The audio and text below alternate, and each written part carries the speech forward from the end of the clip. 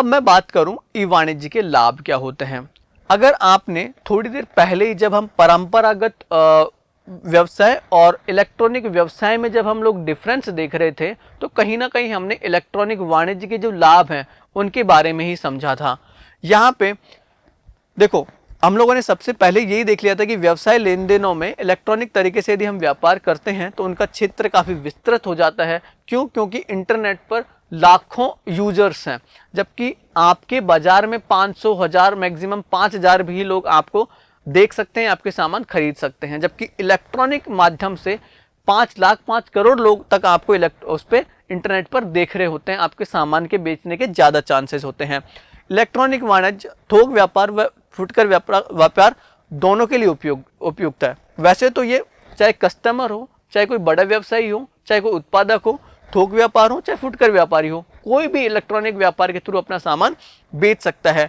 इसका एक सबसे बड़ा लाभ है कि विश्व के विभिन्न विभिन्न भागों के व्यावसायिक इकाई या उपभोक्ताओं को आप 24 घंटे क्रय विक्रय कर सकते हैं। ये भी हमने पहले डिस्कस कर चुके हैं। इसके अलावा कुछ और भी इसके लाभ हैं, जैसे कि विस्तृत चयन। देखो, एक दुकान पे एक सीमित मटेरियल होता है, यानी कि अगर आप एक दुकान पे आप गए तो केवल उसी दुकानदार का सामान आप लोग देखोगे और उसमें से आपको कोई एक चयन करना होगा। हो सकता है उसका जो सामान हो वो लिमिटेड उसमें हो, और होता ही है कितने आइटम्स उनके पास होंगे, 500, 1000, 2000, उसमें से ही आपको कोई चयन करना है। दूसरा कोई आइटम चाहिए आपको तो आपको किसी दूसरी दुकान पे जाना पड़ेगा, उनके अलावा भी कोई चाहिए तो तीसरी दुकान पे जाना पड़ेगा। यानी कि आप इलेक्ट्रॉनिक वाणिज्य में यदि जाते हो, इंटरनेट पर आप जाते हो, तो बहुत सारे अलग अलग दुकानदारों का सामान आप चाहे सारी रात बैठकर वहां पे देखते रहिए, उनमें से कोई आप चयन कर लीजिए। यानी कि आपके पास चयन का बहुत ज्यादा क्या होता है, विकल्प होता है, विस्तृत चयन की आपके पास वो होती है, फैसिलिटी होती है। अच्छी ग्राहक सेवाएं, सीधी सी बात है कि जैसे आपने किसी दुकान से सामान खरीदा, वो आपको पसंद नहीं आया, आप वापस रिटर्न करने जा रहे हो, दुकानदार मना कर देगा, लेगा नहीं, है कुछ भी, बहुत सारी चीजें होती हैं। लेकिन इलेक्ट्रॉनिक वाणिज्य में ये चीजें तुरंत हो जाती हैं। आप केवल एक सिंगल क्लिक करिए, आपके घर पे लेने वाला आ जाएगा, आप सिंपल क्लिक करिए, आपके घर पे देने वाला आ जाएगा। ये सब क्या है, इलेक्ट्रॉनिक वाणिज्य तो है जिनमें ग्राहक को बहुत अच्छी सेवाएं मिलती है। ग्राहक आवश्यकताओं के प्रति संवेदनशीलता है। देखो, एक बाजार में जब आप जाते हो तो वहां की दुकानें आपके अकॉर्डिंगली अरेंज नहीं होगी। आपको जो चीज चाहिए आप उस चीज के लिए वहां पे जाइए। आपको सब्जी चाहिए तो आप सब्जी मंडी जाइए, आपको कपड़ा चाहिए तो कपड़ा मार्केट में जाइए, आपको और कुछ चाहिए तो अलग मार्केट में जाइए। लेकिन इलेक्ट्रॉनिक वाणिज्य में आपको सारी चीजें एक ही जगह पे मिल जाएगी। आप सिर्फ सर्च करिए कि मुझे ये चीज चाहिए, वो आपको तुरंत वहीं के वहीं मिल जाएगी। लागत में बचाव तथा मूल्यों में कमी। परंपरागत व्यवसाय में क्या होता है, आप सिर्फ एक दुकान में गए, आपको पता नहीं है कि दूसरा दुकानदार उस सामान को कितने रुपए में बेच रहा है, तो वहां पे क्या होता है कि आपसे ज्यादा मूल्य चार्ज करने के क्या होते हैं, चांसेस होते हैं। लेकिन इलेक्ट्रॉनिक व्यवसाय में बहुत सारे सप्लायर्स होते हैं, बेचने वाले होते हैं। आप देखिए कि सबसे कम मूल्य में कौन सा बेच रहा है, यानी कि वहां पे कंपटीशन ज्यादा है। किसका सामान बिकेगा, जो सबसे कम मूल्य में सबसे अच्छा सामान बेचेगा। तो सीधी सी बात है, ग्राहक को कम मूल्य में यानी कि सही मूल्य पे वहां पे सामान मिल जाता है।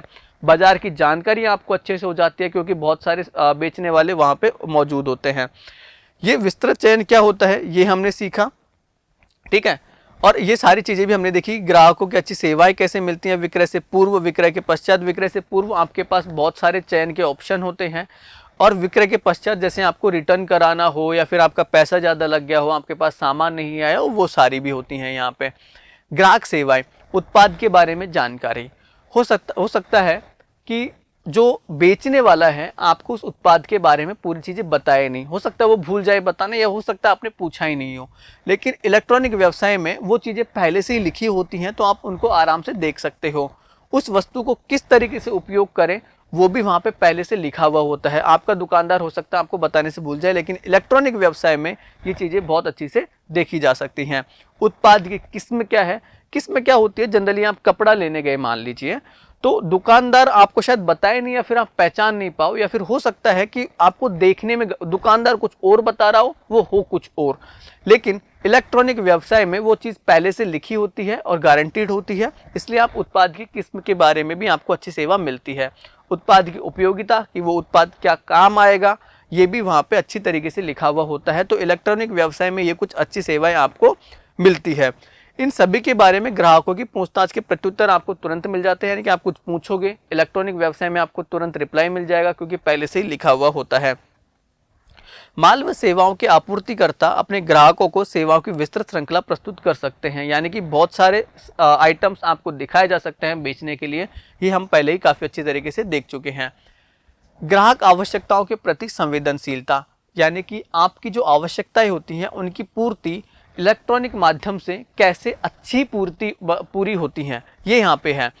इलेक्ट्रॉनिक वाणिज्य व्यवसाय लेन देनों में क्रय विक्रय की सामान्य प्रक्रिया की तुलना में बहुत कम समय लेता है। उत्पादकों द्वारा वितरण का छोटा माध्यम अपनाया जाता है और उपभोक्ताओं के उत्पाद व सेवाओं की सीधे आपूर्ति की जा सकती है। ये सारी चीज़ें हम लोग पहले ही बहुत अच्छे से डिस्कस कर चुके हैं। अब देखिए, लागत में बचत तथा मूल्यों में कमी, कि मतलब जो व्यवसायी है, जो सामान बेच रहा है, उसकी कम लागत कैसे लगे। सीधी सी बात है, अगर उसका लागत कम लगेगी तो आपको वही सामान कम पैसों में मिलेगा, कम मूल्य में मिलेगा।